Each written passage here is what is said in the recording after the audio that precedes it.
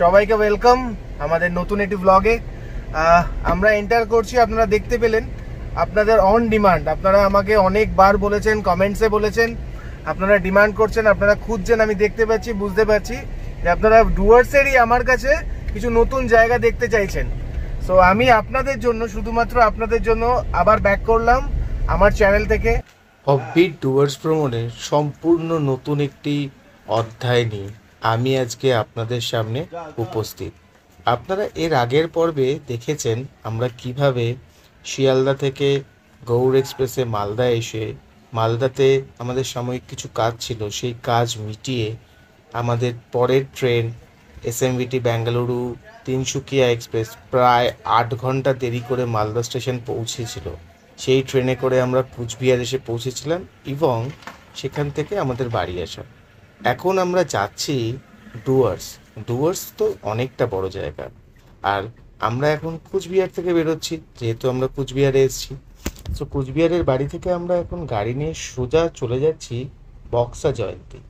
বক্সা জয়ন্তী কেন সেটা পরে বলছি, এখন আমরা বক্সা জয়ন্তীর দিকে এগোচ্ছি। পুতুল কোথায়? পুতুল, তুমি শুয়ে আছো? বলি বাবা, আমরা কোথায় যাচ্ছি মাম্মাম? কোথায় ঘুরতে? কোথায় ঘুরতে বলো? জঙ্গলের সাথে পাহাড়ি, উড়ি বাবা, বিশাল ব্যাপার। ঠিক আছে, তুমি রেস্ট করো, তোমার তো শরীরটা আবার একটু অল্প খারাপ। টাটা টাটা করে দাও। বলি বাবা। এখন আমরা উপস্থিত হলাম মদন মোহন বাড়ি তথা মদন মোহন মন্দিরের সামনে। মদন মোহনজিকে দেখে আমরা আস্তে আস্তে এগিয়ে চললাম সাগর দিঘির উদ্দেশ্যে। এই হচ্ছে আপনাদের অতি পরিচিত সাগর দিঘি। কোচবিহারে যারা আছেন তারা তো জানেন, তথা উত্তরবঙ্গের মানুষরাও তো জানেন। এটি হচ্ছে কোচবিহারের অফিস পাড়া। এত ফাঁকা, আপনারা অবাক হচ্ছেন তো? আমি বলি কেন, কারণ এটি একটি ছুটির দিন, তাই এই জায়গাটা অদ্ভুত রকমের ফাঁকা। মানে এই জায়গাটা এরকম ফাঁকা আমরা বিশ্বাস করতে পারি না। মানে ছুটি না থাকলে যে এই জায়গাটা কি হয়, যারা এখানে থাকেন তারা খুব ভালো করেই জানেন। ইভেন এই রাস্তাটাও, এই রাজবাড়ি সংলগ্ন এলাকায় যে কোনো রাস্তা ব্যস্ততম রাস্তা হিসাবে পরিচিত কোচবিহারে অফিস টাইম বা অফিস টাইম ছাড়াও। যেহেতু আজকে ছুটির দিন, মানুষজন কিন্তু একটু ঘোরার মুডেই আছে। এই হচ্ছে কোচবিহারের সেই বিশ্ববিখ্যাত কোচবিহার রাজবাড়ি, যা কোচবিহার রাজারা বিগত প্রায় 100 বছরের উপরে রাজত্ব করেছেন, তার বেশি তো কম নয়। যদি আমি ভুল করে থাকি আমাকে ক্ষমা করবেন বা আমাকে শুধরে দেবেন। আমরা আস্তে আস্তে কোচবিহার রাজবাড়ির পাশ থেকে এগিয়ে চললাম কোচবিহারের আরও এক বিস্ময়কর, আরও এক অদ্ভুত ভিড় জনিত জায়গা, যেটা আদতে আজকে ফাঁকা। সেটা হচ্ছে কোচবিহার মিনি বাস স্ট্যান্ড। মানে কি বলবো, এরকম ফাঁকা। আর এই যে হচ্ছে মিনি বাস স্ট্যান্ড, এই বাস স্ট্যান্ড থেকে কিন্তু আপনি অনায়াসে উত্তরবঙ্গের যে কোনো জায়গায় যেতে পারেন এবং আসামেও যেতে পারেন এবং ভুটান পর্যন্ত, মানে জয়গাঁও অবধিও আপনি যেতে পারেন। আর কি বলবো, এই যে তোরণটি, এটি একটি বহুল চর্চিত এবং কোচবিহারের সংযোজনে নতুন পালক বলতে পারেন। এই তোরণটা আপনি যদি কোচবিহারে আসেন তবে অবশ্যই দেখবেন। এই সোজা রাস্তাটা যেতে যাচ্ছে, দেখুন বাসটি বাঁদিকে বেঁকে যাবে হয়তো, আশা করছি, হ্যাঁ বাসটি বাঁদিকে বেঁকে যাচ্ছে। আমরা যাব সোজা, ঠিক আছে? এই সোজা রাস্তাটা চলে যাচ্ছে আলিপুরদুয়ার। ডান দিকের যে রাস্তাটা দেখছেন এটি চলে যাচ্ছে আসাম। আমাদের সিগন্যাল ছেড়ে দিল আর আমরা আস্তে আস্তে আলিপুরদুয়ারের দিকে অগ্রসর হলাম। এই যে রাস্তাটা, এটা হচ্ছে সামনে আলিপুরদুয়ার, আর এই যে ট্রেন লাইনটা, এটা হচ্ছে আমাদের পদাতিক এক্সপ্রেসের লাইন। মানে আমরা যে পদাতিক এক্সপ্রেসে করে যাতায়াত করি সেই লাইন। এইটা হচ্ছে আমাদের আলিপুরদুয়ার যাওয়ার রাস্তা।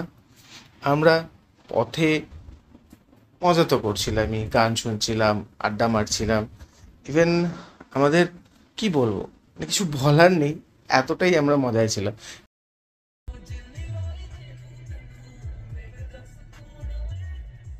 আমাদের পরিবেশ তো অসাধারণ ছিল, মানে সানি ওয়েদার, একদমই সানি ওয়েদার।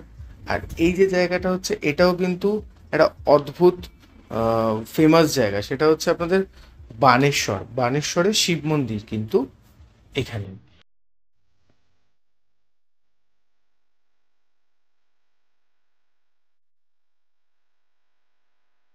আর এই পেট্রোল পাম্পটা হচ্ছে আলিপুর ঢোকার ঠিক মুখেই, মানে আলিপুর যদি আপনি ঢোকেন কোচবিহারের দিক থেকে, তাহলে একদম কোচবিহার থেকে আলিপুরদুয়ার ঢোকার মুখেই হচ্ছে এই পেট্রোল পাম্প। আমরা এই পেট্রোল পাম্প থেকে মোটামুটি একটা পরিমাণে তেল আমরা বুঝে শুনে ভরে নিয়েছিলাম, কারণ আমরা আমাদের গন্তব্য জানতাম। এই আমরা চলে এলাম আলিপুরদুয়ার। এই হচ্ছে আলিপুরদুয়ারের ব্রিজ। এই ব্রিজের নিচে দিয়ে বয়ে গেছে এক উত্তরবঙ্গের পাহাড়ি ঝোড়া, মানে পাহাড়ি নদী কালজানি। এই নদীটার নাম মোটামুটি আমরা যারা উত্তরবঙ্গে থাকি বা যারা উত্তরবঙ্গে আসি বা আলিপুরদুয়ার সংলগ্ন এলাকায় থাকি, তারা সকলেই জানে। এই ব্রিজটি বহু পুরনো। আমার মনে হয় এই ব্রিজটির সম্প্রসারণের কাজ অদূর ভবিষ্যতে করা উচিত। আমরা আস্তে আস্তে আলিপুরদুয়ারের ব্যস্ত শহরকে পাশ কাটিয়ে বাঁধের ওপরের রাস্তা নিলাম। এই হচ্ছে কালজানি নদীর ওপরের বাঁধ। বাঁধের ওপর দিয়ে আমরা চললাম আলিপুরদুয়ার শহরটাকে বাইপাস করে। আলিপুরদুয়ার কোর্ট স্টেশনের লেভেল ক্রস করে আমরা চলে এলাম আলিপুরদুয়ার ব্রিজের সামনে। এই ব্রিজ থেকে যখন আকাশ পরিষ্কার থাকে, তখন কিন্তু অনায়াসে ভুটান পাহাড় চোখের সামনে দৃশ্যমান হয়। আর আমরা এখন চলছি আলিপুরদুয়ার জাংশনের উদ্দেশ্যে। এই হচ্ছে আলিপুরদুয়ার জাংশন। উত্তরবঙ্গগামী যে কোনো ট্রেনই কিন্তু মোটামুটি বলতে পারেন এখানে চলে আসে। এখানে না এলেও আপনি নিউ আলিপুরদুয়ার তো অবশ্যই পাবেন। এই হচ্ছে আলিপুরদুয়ার জংশনের রেলের ব্যাকইয়ার্ড। আমরা এই রাস্তা ধরে সোজা চলে যাব আজকে আমাদের গন্তব্য জয়ন্তী ও বক্সা।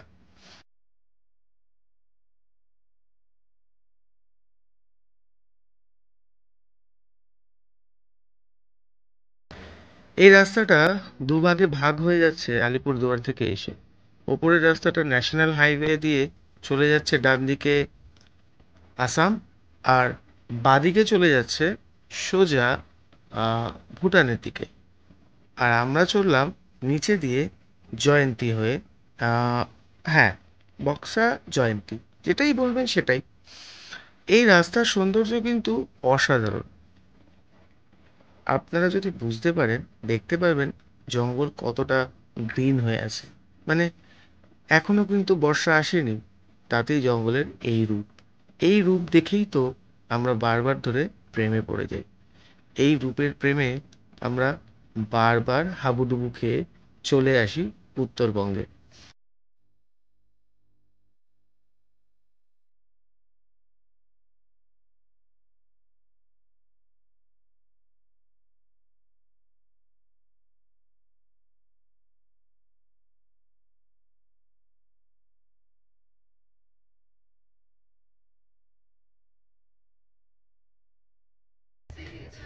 আমরা কোথায় চলে এলাম মামা? কোন জঙ্গল? Boxer tiger reserve. বলে দাও সবাইকে। এ বক্সার টাইগার রিজার্ভে আমরা চলে এসেছি সবাই মিলে। বলে দাও। ওরে বাবালে, ওরে বাবালে। একটি অতি গুরুত্বপূর্ণ তথ্য আপনাদেরকে দিচ্ছি। এখন ডুয়ার্সের যে কোনো জঙ্গলে আপনারা বিনা শুল্কে প্রবেশ করতে পারেন। শুধু খরচা হবে জিপ সাফারি, জিপের জন্য, গাইডের জন্য আর হাতি সাফারির জন্য। তাহলে ওয়েট করছেন কেন? এখনই চলে আসুন ডুয়ার্সে। সবাইকে ওয়েলকাম আমাদের নতুন একটি ব্লগে। আমরা এন্টার করছি, আপনারা দেখতে পেলেন। আপনাদের অন ডিমান্ড, আপনারা আমাকে অনেকবার বলেছেন, কমেন্টসে বলেছেন, আপনারা ডিমান্ড করছেন, আপনারা খুঁজছেন, আমি দেখতে পাচ্ছি, বুঝতে পারছি যে আপনারা ডুয়ার্সেরই আমার কাছে কিছু নতুন জায়গা দেখতে চাইছেন। সো আমি আপনাদের জন্য, শুধুমাত্র আপনাদের জন্য আবার ব্যাক করলাম আমার চ্যানেল থেকে। আর আমরা এখন জাস্ট ঢুকছি বক্সা টাইগার রিজার্ভ, আর আমরা যাচ্ছি আজকে জয়ন্তী। আমরা থাকবো ওখানে পুরো দিনটা এক্সপ্লোর করব, কালকের দিনটা এক্সপ্লোর করব। কালকে এখান থেকে যাব চিলাপাতাতেও আমাদের একটা ফ্যামিলি গ্যাদারিং আছে, আমরা ওখানেও থাকবো। আপাতত আমরা ফুল ফ্যামিলি আমরা শুধুমাত্র বাবা মাকে বাদ দিয়ে এসেছি, মায়েরটা শরীরটা খুব খারাপ, তো তাই জন্য এখন আমরা জাস্ট এন্টার করলাম বাক্সা টাইগার রিজার্ভে। আপনারা দেখুন, আমাদের সাথে থাকুন, আর আপনাদের মন পছন্দের জায়গাগুলো আরেকবার এই বর্ষার সিজনে ডুয়ার্সটাকে চোখের আরামের জন্য, শান্তির জন্য ঝালিয়ে নিন। এই হচ্ছে সেই গভীর অরণ্য বক্সা টাইগার রিজার্ভ। যারা এসছেন তারা জানেন, যারা এখনো পর্যন্ত আসেননি আমি বলবো এখন না এসে সেপ্টেম্বর মাসের 15 তারিখের পরে আবার জঙ্গল খুলবে। এখন জঙ্গল বন্ধ হয়ে যাবে জুন মাসের 14 তারিখে। সো আপনাদের এখন এসে আপাতত কোনো লাভ হবে না। হ্যাঁ, আপনারা আসতে পারেন, এখানটা খোলাই থাকে যদি আপনাদের ভিতরে বুকিং থাকে। জয়ন্তীতে, লেপচাখাতে বা সান্তালা বাড়িতে এখানে যদি আপনাদের বুকিং থাকে আপনারা আসতেই পারেন। এই যে জঙ্গল, এটাই কিন্তু সেই আমাদের আদিম প্রাচীন জঙ্গল। এখানে কিন্তু যখন তখন যে কোনো মুহূর্তে যে কোনো বন্যপ্রাণীর সাথে আমাদের দেখা হয়ে যেতে পারে। সো আমরা অনেক অনেক অনেকটা সময় এখানে কাটাবো, আর আপনাদেরকেও আমাদের এখানকার অদ্ভুত প্রকৃতির সাথে পরিচয় করিয়ে দেব। সঙ্গে থাকুন, দেখতে থাকুন, চোখ খুলে ডুয়ার্সের অফবিট জায়গাগুলো আপনাদের চোখের সামনে আমি তুলে ধরছি। আমি অম্লান, আপনাদের সাথে সব সময় থাকবো ডুয়ার্স নিয়ে। কি হচ্ছে ওটা?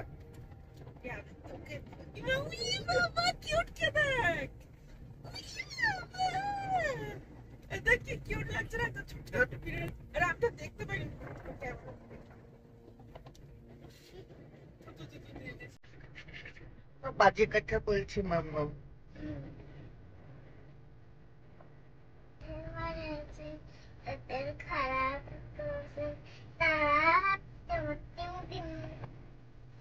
তাই নাকি?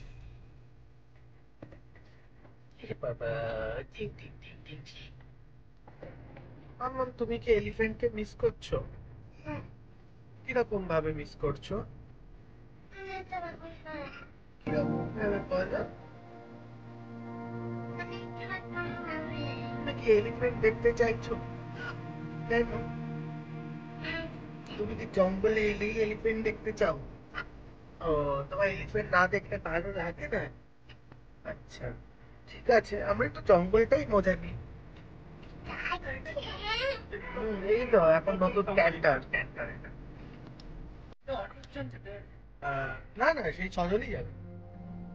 ছজনের ইন্ডিভিজুয়াল সিট থাকে, এদিকে তিনজন, ওদিকে তিনজন, 1 by 1। রিজার্ভের গেট থেকে প্রায় 21 কিলোমিটার পথ জঙ্গলের মধ্যে দিয়ে এসে আমরা এখন জয়ন্তীর সামনে, জয়ন্তীর চেকপোস্টে দাঁড়িয়ে আছি। কেননা এখানে গাড়ি এন্ট্রি করাতে হয়। আমরা যে ওখান থেকে এন্ট্রি করেছি সেই ইনফরমেশনটা এইখানে আমাদেরকে দিতে হবে, বাস এটুকুনি কাজ। আমি আগেই বললাম, এখন এন্ট্রি করার জন্য কিন্তু কোনো পয়সা দিতে হয় না। এটা কিন্তু খুব ভালো ইনিশিয়েটিভ। জানি না এটা কতদিন থাকবে, তবে যতদিনই থাকুক এই জিনিসটার মজা আমাদেরকে নিতে হবে। এটা হচ্ছে আমাদের রিসর্ট। এই রিসর্টটাতে আমরা ছিলাম খুব স্বাভাবিকভাবে, আর আমরা ছিলাম একদম 3 তলায়। দেখতেই পারছেন আমি আস্তে আস্তে আস্তে আস্তে নিচে নামছি, আর যাচ্ছি কোথায় বলুন তো? ওই যে সামনে, ওই যে সামনে জয়ন্তী নদী, ওই নদীতে। কেন বলুন তো? বুঝতেই পারছেন আশা করি। আমার সাথে কি আছে? ট্রাভেল। তার মানে আমি স্নান করতে যাচ্ছি নদীতে। আপনারাও চলুন, মজা হবে। তবে কিছু তথ্য দিয়ে রাখি আপনাদেরকে। এই হোমস্টেটাতে বা এই রিসর্টটাতে আপনারা বুক করতেই পারেন। এর সম্পূর্ণ ডিটেলস আমি কিন্তু ডেসক্রিপশন বক্সে দিয়ে দেবো। আর যেহেতু জয়ন্তীতে এখনও থাকা যাচ্ছে, জয়ন্তী রিলোকেট হয়নি, তাই বলবো যত তাড়াতাড়ি পারে, কেননা আমার কাছে যতদূর ইনফরমেশন ডিসেম্বর পর্যন্তই হয়তো এখানে স্টে অর্ডারগুলো থাকবে। তারপরে কিন্তু স্টে অর্ডার হয়তো উঠে যাবে, জানি না এখন কি হবে, পুরোটাই কোর্টের উপর ডিপেন্ডেন্ট। তবে যাই হোক, আমরা কিন্তু মজা নেবই, আমরা কিন্তু ডুয়ার্সে আসবো, আমরা কিন্তু ঘুরে বেড়াবো, আমরা আপনাদের সামনে তুলে ধরবো এরকম নানান নানান ডুয়ার্সের অফবিট লোকেশন। দেখুন কীরকম মজা করছিলাম আমরা। আপনাদের কি লোভ হচ্ছে? যদি সত্যি সত্যি লোভ হয়ে থাকে তাহলে আমি বলবো টুক করে ব্যাগটা গুছিয়ে দুদিনের জন্য এখানে চলে আসুন, মন প্রাণ শান্ত হয়ে যাবে। আর এখান থেকে দেখুন কি সুন্দর লাগছে আমাদের রিসর্টটা, মানে এত ভালো লাগছে যে আমি কী বলবো, কিচ্ছু বলার নেই। জাস্ট আমরা এখানে একটা মজা বা রিল্যাক্সেশন যাই বলুন সেটা করতে এসেছিলাম। আমার ছেলে, আমার ওয়াইফ দেখেছেন কতটা এনজয় করছে। আশা করি আপনার ছেলে, আপনার ওয়াইফ, আপনার ফ্যামিলি সবাই মজা করবে। এই দেখুন একটু পাগলামিও চলছে। আর ব্যাকড্রপে পাহাড়টা দেখছেন, উফ, জাস্ট পাগল হয়ে যাচ্ছি। আমার না এখান থেকে উঠতেই ইচ্ছা করছিল না। কেন যে এই দিনগুলো হারিয়ে যায়, কেন যে এই দিনগুলো বারবার আসে না, জানি না। তবে একটা কথা বলে রাখি, রোদ কিন্তু বেশ ভালোই ছিল, কিন্তু এইখানটায় ছাওয়া ছিল, তাই জন্য অতটা রোদও গায়ে লাগছিল না। মানুষজন কিন্তু এখানে বসে দেদার মজা করছিল, মানে আপনারাও এখানে বসে দেদার মজা করতে পারেন, আপনাদেরকে কেউ বলার নেই। তবে আপনারা বলতেই পারেন যে এটা তো জঙ্গল, আপনি ওখানে এরমভাবে কেন আসেন? তবে আপনাদেরকে বলে রাখি, যেহেতু এটা বাফার জোন, চট করে সকালবেলায় এখানে কিছু আসে না, তাই এখানে আপনারা আরামসে মজা করতে পারেন। আর যেহেতু এটা একদমই রিসর্টের কাছে, তাই কোনো অসুবিধাই হবে না। তবে একটা কথা বলে রাখি, জল কিন্তু খুব ঠান্ডা, আর জল কিন্তু প্রচণ্ড পরিষ্কারও ছিল সেই সময়। এখন নিয়ম করে দিয়েছে জয়ন্তীতে আর নামা যায় না, তাই জয়ন্তী নদীতে আপনারা গাড়ি নিয়ে কিন্তু নামতে পারবেন না। শুধুমাত্র সাফারি করতে গেলেই আপনারা সাফারির গাড়ি নিয়ে নামতে পারবেন, নিজেদের গাড়ি নিয়ে আর নামতে পারবেন না। আর দুপুরের মেনু, উফ, এটা মনে পড়লেই আমার খিদে পেয়ে যাচ্ছে দেখেই, মানে জাস্ট অসাধারণ ছিল। এটা কিন্তু আমরা লাঞ্চ করেছিলাম বনান্তে বলে রিসর্টটাতে, মানে একটু পাশেই। খাবারে কি কি ছিল সেই ভিডিও তো দেখালাম, কিন্তু খাবারটার টেস্ট সত্যি অসাধারণ ছিল। মানে আজকে প্রত্যেকটা রান্না অসাধারণ অসাধারণ, কোনো কথা হবে না, মানে জাস্ট অসাধারণ। এরকম জায়গাতে এরকম খাবার পাওয়াটা সত্যি ভাগ্যের। আমি অনেকদিন আগেই এসেছিলাম জয়ন্তীতে, তখনও খেয়েছিলাম, ভুলে গেছিলাম টেস্ট, কিন্তু মনে ছিল খুব ভালো। আজকে সেই জিনিসটা আবার মনে পড়ে গেল, মানে মেমোরি রিকল হয় না, ঠিক সেটাই হলো। অসাধারণ অসাধারণ।